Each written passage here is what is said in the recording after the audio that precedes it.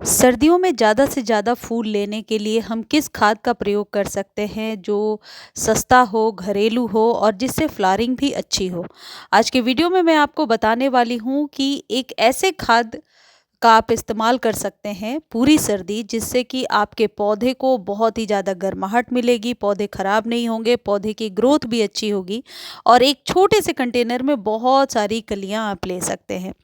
इस खाद को बनाना भी आसान है, बहुत ही चीप एंड बेस्ट है और आप अपने किचन में रखी हुई कुछ चीज़ों को निकाल करके आप इस खाद में मिला सकते हैं और इससे बहुत ज़्यादा बेनिफिट ले सकते हैं। सर्दियों में ये जो खाद है ये सबसे बेस्ट होता है। सर्दी में इससे अच्छी खाद मैंने आज तक नहीं देखी, क्योंकि सर्दी के जो पौधे होते हैं उन्हें इंस्टेंट एनर्जी की ज़रूरत होती है। सर्दी वाले पौधों की लाइफ भी 3 महीने 4 महीने ही होती है। तो हमेशा ऐसे खाद का इस्तेमाल करना चाहिए सर्दियों में, जो पौधों को गर्माहट देने के साथ साथ बहुत ही जल्द असर करे, इफ़ेक्टिव हो और आपके पौधे को नुकसान भी ना पहुँचे। ये जो खाद है ये आप अपने हर तरह के पौधे को दे सकते हैं, चाहे वह तुलसी जी का पौधा हो, इंडोर रखा हुआ कोई पौधा है या आउटडोर है, फूलों वाले पौधे हैं या सिर्फ लीफी प्लांट है। देखिए मेरे गुड़हल में कितनी अच्छी फ्लावरिंग हो रही है, एक-एक ब्रांच पर 4-4 5-5 कलियाँ बनी हुई हैं। इस खाद को देने से आप अपने पौधे को मरने से भी बचा सकते हैं। मरते हुए पौधे में भी जान डाल देता है। ये इतना इफ़ेक्टिव और पुराना खाद है जो जब मैं अभी आपको बताऊँगी आप सबको इसके बारे में पता होगा। लेकिन साथ ही साथ इसके बेनिफिट्स मैं बताती जाऊँगी कि किस तरीके से ये आपके पौधे को फ़ायदा पहुँचाता है। देखिए किसी भी पौधे को ग्रो करने के लिए कुल 16 तरीके के पोषक तत्व चाहिए होते हैं, जिसमें शुरू के जो 3-4 तत्व हैं, जैसे एनपीके जो हम बार-बार कहते हैं, नाइट्रोजन, पोटेशियम और फास्फोरस, वो बहुत ही ज़रूरी है। लेकिन सर्दियों में कई बार हम ऐसे खाद का चुनाव कर लेते हैं जो आपके पौधे को प्रॉपर, आप कह सकते हैं, बेनिफिट नहीं देता है।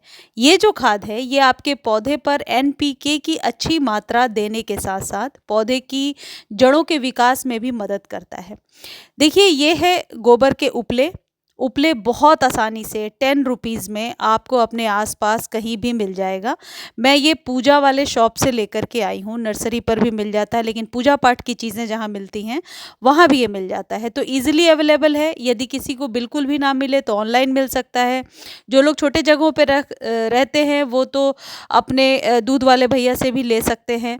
तो ये गोबर के उपले, कहने का मतलब है, ईज़िली अवेलेबल है। अब पहली चीज़ तो ये है कि इसे जब हम पानी में भिगोते हैं ये कुछ इस तरीके से टूटने लगता है। तो सर्दियों में मल्चिंग करने के लिए यदि कोई चीज़ आप ढूँढ रहे हैं तो इस तरीके से आप गोबर के उपले से मल्चिंग कर दीजिए। आप देखिए आपका पौधा उसके बाद कितना स्वस्थ रहता है। गोबर के उपले के बहुत फ़ायदे होते हैं, लेकिन इसके साथ-साथ ये एक चीज़ मिला देने से इसके फ़ायदे डबल, ट्रिपल या यूँ कह सकते हैं 1000 गुना ज़्यादा बढ़ जाते हैं और ये है ग्रीन वेजिटेबल्स। सभी के किचन में मौजूद है। साग बनाते हैं, उसके जो वेस्टेज निकल जाते हैं उनको हम फेंक देते हैं, या कोई पील्स है, ओनियन पील है, बनाना पील है, ऐसे तरीके के जितने भी पील्स हैं साथ के साथ ही भिगो दीजिए आप। इससे क्या होगा, कई लोग पूछ रहे थे कि पौधे में आयरन की कमी हो जाए तो क्या करना चाहिए। देखिए भिगोने के लिए जो पानी है वो आप जितनी मर्जी ले लें, बस डूबना चाहिए पानी में। जब आप रात भर भिगो देते हैं, कलर कुछ इस तरीके का हो जाता है। इसमें दो चीज़ों का कॉम्बिनेशन हो गया। एक तो गोबर के उपले की तो लिक्विड बनी ही है, साथ ही साथ ये जो वेजिटेबल्स हम मैंने डाले हैं इसके भी लिक्विड का अर्क इसमें मिल गया है। अब इसमें मैंने बाल्टी में पानी भर लिया, 2.5 लीटर में भिगो रखा था, 2.5 लीटर और मिला लिया, यानी जस्ट डबल। मिलाने के बाद इसे आप अपने सभी पौधों पर देंगे, जितने भी फूलों वाले पौधे हैं, जितने भी आपके लीफी प्लांट्स हैं, खासकर तुलसी जी के पौधे को ज़रूर दीजिए। और जिनके डहलिया में, वर्बीना में, या जितने भी ये सर्दियों वाले पौधे इनमें फ्लावरिंग नहीं हो रही है, या गुड़हल वगैरह में कभी भी फ्लावरिंग नहीं होती है, कलियाँ गिर जाती हैं, तो इसका इस्तेमाल करके देखिए, इसके निश्चित तौर पर आपके पौधे को फ़ायदे होंगे। अब इसको यूज़ करने का जो तरीका है वो बता देती हूँ कि कितना यूज़ करना है। देखिए आपने लिक्विड फर्टिलाइज़र जितना था उसमें डबल पानी मिला लिया। अब गमले की जो रिक्वायरमेंट है उसके अकॉर्डिंग आप पानी देते जाएँगे। मैं 1-1 ग्लास दे रही हूँ, जो 4-4 5-5 इंच के कंटेनर हैं, और जो बड़े कंटेनर हैं उनमें आप ज़्यादा दे देंगे। यदि आपने ज़मीन में लगा रखा है पौधा, तो चारों तरफ से क्यारी बना करके इसके पानी को दे सकते हैं। आप चाहें तो इसे छान लीजिए, लेकिन ये आप देखिए छानना ज़रूरी नहीं है। बाकी का अर्क मैंने बाल्टी में ही छोड़ दिया है अभी। मैं लास्ट में बताऊँगी कि उसका आपको करना क्या है। देखिए मेरे गुड़हल में कितनी सारी छोटे से कंटेनर में इतनी सारी कलियां बनी हैं, 5 या 6 कली बनी है। अब कई लोग कहते हैं कि गुड़हल की कलियां बनती हैं गिर जाती हैं, डहलिया में कलियां बनती हैं लेकिन खिलती नहीं हैं। इन सारी प्रॉब्लम्स का सॉल्यूशन इस लिक्विड फर्टिलाइज़र में है। आप इसका इस्तेमाल करके देखिए, निश्चित तौर पर 2 से 3 दिन में आपको अपने पौधे में फ़ायदा समझ में आएगा। सर्दियों वाले जितने भी पौधे हैं उनके लिए ये एकदम रामबाण नुस्खा है। वैसे आप ये सोच रहे हैं यदि कि खाद तो बहुत सारे हैं, तो फिर गोबर के उपले में ऐसी क्या बात है और इसी खाद को विशेष क्यों माना गया है सर्दियों में? सर्दियों में गोबर की खाद को इसलिए भी सबसे अच्छा माना जाता है क्योंकि इसमें ऊष्मा ज़्यादा होती है, इसलिए जाड़े में यह पौधों की जड़ों को ऐसा वातावरण दे देता है कि पौधा कम तापमान में भी अच्छी तरह से बढ़त ले पाता है।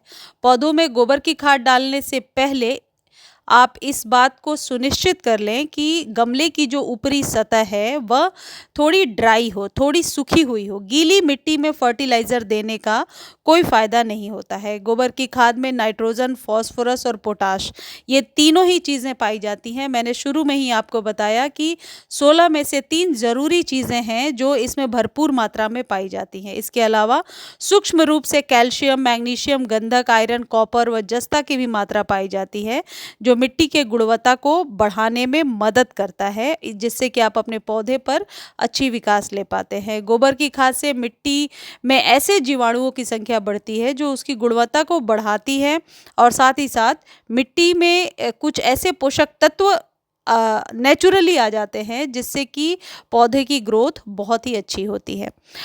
अब जो लिक्विड बच गया है आपके पास, यानी उपले और वो वेजिटेबल के पील्स, तो उसमें दोबारा पानी डाल करके आप रख दीजिए और 2-3 दिनों बाद फिर से इसे यूज़ कर लीजिए। क्योंकि ये पूरी तरीके से ऑर्गेनिक है तो इसका कोई साइड इफ़ेक्ट नहीं है, और इस तरीके से आप अपने पौधों को स्वस्थ बना सकते हैं।